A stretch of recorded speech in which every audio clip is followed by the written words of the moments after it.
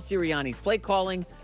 Bottom line is Falcons win the game with an awesome 2-minute drive. Well, after the loss, Eagles safety Reed Blankenship pointed to Jalen Hurts' leadership in the locker room, saying, Jalen led everything. No coach said a word. It's a player-led team, and at the end of the day, we know what we did was on us. We made mistakes, offense and defense. It's going to take everybody. I would actually argue this isn't on the players. The coaching decisions were awful from Sirianni. Everybody who has a whiff of analytics knows you kick field goals early in games and you go for it late. Yes. You don't kick to go up 6 with 2 minutes. That's just dumb football. Right. So this is not a good sign for Sirianni. Well, coming off the story in the offseason that Hurts and Sirianni were not close. Now, Brady and Belichick weren't either, but generally, as a rule, offensive coaches are super close to their quarterbacks. I can't think of another example of it's not working. I mean, it's always that way. Unless you're getting rid of him and he knows it and you have a rough year at the end of a quarterback's career and the coach has to make a move. But even Andy Reid and Alex Smith at the end, Alex Smith is like, yeah, I'll mentor Mahomes. So, also strange. And again, I'm a Jalen Hurts guy. I believe in him. I think he's a franchise super player. talented. He's definitely a top 10 quarterback. He was, by the way, in that game, he got cooking in that game. He was playing really well. And he didn't have his big, deep weapon, A.J. Brown. Right. But, you know, my old neighbor is a big Eagles fan, and he's sending me all these stories like, look, we're out on Jalen Hurts. A lot of the Philadelphia Eagles fan base has seen enough of Hurts, and they're starting to sour. And I don't get it. And then you read the articles, and the local media is starting to turn on Jalen Hurts in Philly. Yeah, I don't think he's the problem. I don't either, but I guess people are just starting to doubt him a little bit. He was great, an MVP-level guy when he had a great coordinator. So was Matt Ryan. Okay, like everybody benefits from a great coordinator. Look at Sam Darnold's benefit. Look at Jared Goff's career with McVay. Everybody benefits from coordinators. You don't think C.J. Stroud isn't benefiting from that hotshot young OC in Houston? Everybody does. Yeah. So my take is, yes, Jalen proved when he has an OC, he can be MVP of the league. Then they hired an OC that did not work whatsoever and didn't get any more job offers, like OC offers. He wasn't as good. Now it appears he's got a competent OC. Maybe not Shane Steichen, but a competent OC. Well, what's he done through 2 games? He's been very good. So when he had a great OC, he was great. When he has a competent OC, he's very good. And when he had a stinkeroo, he struggled. It just goes to show how, like, 6 plays in that game completely changed the narrative. If the Eagles run 2 times and win this game, boom, Eagles 2-0, looking good in the NFC. And it's sky is falling for the Falcons. They got the Chiefs. That's what I said yesterday. There's a lot of positives. I would rather have the Chiefs roster. I would rather have the Eagles roster than the Falcons roster. 100%. 100%. So everything's good. And I also think now that New Orleans and Tampa look good, I'd rather play in the NFC East than the NFC South because New Orleans looks absolutely for real. And we know Tampa's got too many good players to stink, and that thing's humming. So you say New Orleans. Look who Eagles play this week at New Orleans. That is a great game. A week ago, okay, before the Saints dismembered Dallas and the Eagles choked against the Falcons, the Eagles were favored on the road by 3. It's now Saints by 2.5. Colin, I guess people are saying the Saints are real. They're going home. And short week for the Eagles, maybe no A.J. Brown again. Well, I think the Saints should be favored. Now, I will say, just toss the Panthers game out. Who cares? Yeah, they destroyed Dallas. But we came into the season saying you said Dallas wasn't a playoff team, so why should we care? I said Dallas I thought was like a 9-10 win team. I thought they'd get edged out. I thought they'd be a good team, and they are a good team. Solid. I don't know. If I was an odds maker, I would have made the Saints a slight favorite. Well, every time that line hits Saints by 3, money comes in on the Eagles because you're giving me a field goal on the road. Yeah, it's going to be a close football. I think it's going to be a very close football. There's a lot of hard games this weekend. I don't know what to do with that. I know some people are saying, "Oh, Saints."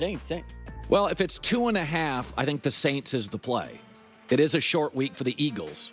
And you don't have a coaching edge either way. I just go back to this. It's just 2 weeks before week 1, before the first game of the season. You looked at this, and this was a win on the road for the Eagles, correct? And now based on 8 quarters of football, no, Saints got to be favored. So you like the Eagles? Isn't that an overreaction? You like the Eagles? I don't know if I'm willing to bet it, but I do kind of lean Eagles All right, there. Let's go to the next one.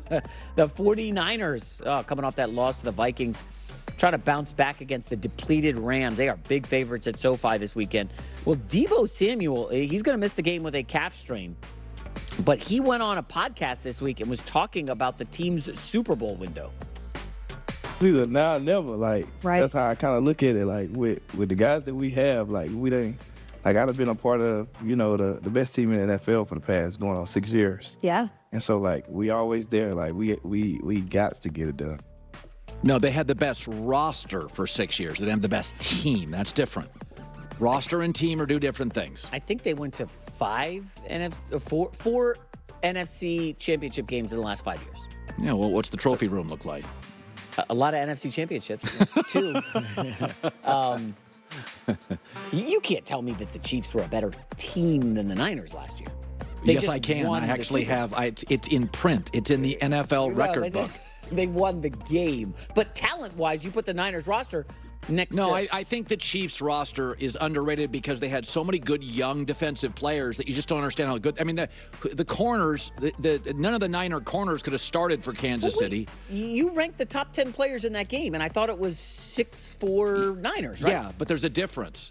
Mahomes against Purdy kind of weights it in I don't Kansas even think City. you had And Purdy in the top 10. And also Andy Reid against Shanahan in big games. Andy Reid's been a better coach than Shanahan in big games. That's not disputable. Recently. Well, Andy Reid went through a Shanahan-type deal in with the his Eagles. prime, go ask Bill Belichick who he couldn't beat consistently. Andy Reid. And Andy was doing it with B quarterbacks, and he had Brady.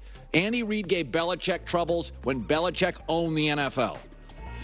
Go back to that wasn't Andy Reid the coach of that Super Bowl with T.O. playing with a broken leg?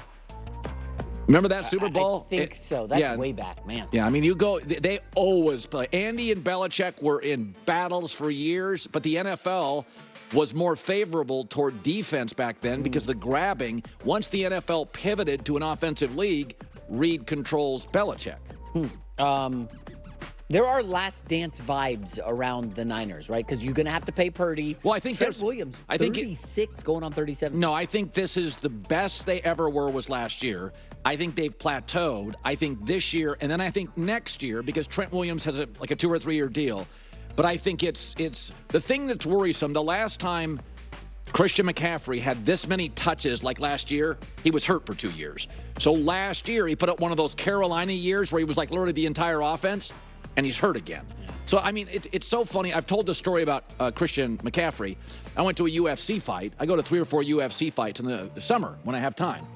And I go there, and I take Ann, right, my wife, and we go to it, and a bunch of people are coming up to me, and Kyler Murray and a bunch of people, and Christian McCaffrey comes up. It's a dark room. It's a VIP, but it's dark, and he has a hat on, and he comes up to me, and I'm a hi.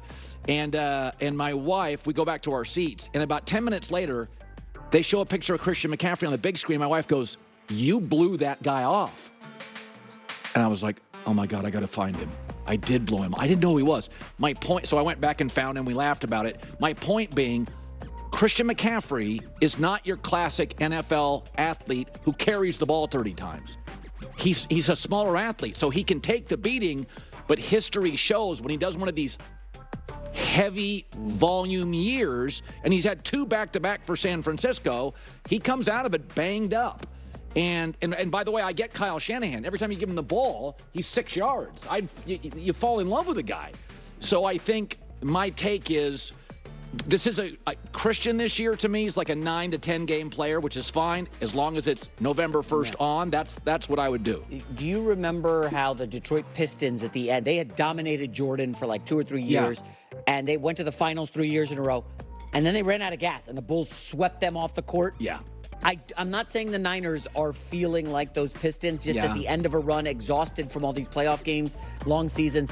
But, man, the injuries are really mounting on this team. And I'm curious how Brandon Ayuk, who chirped and complained all year, got his contract.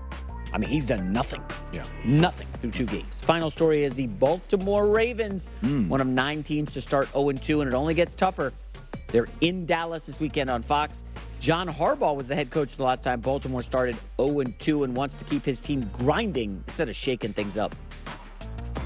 I've heard it said the NFL season is a race to improve. to become the best team that you can over the course of the long haul. We had a disappointing game yesterday. We're not happy about it. We want to play better. We want to play winning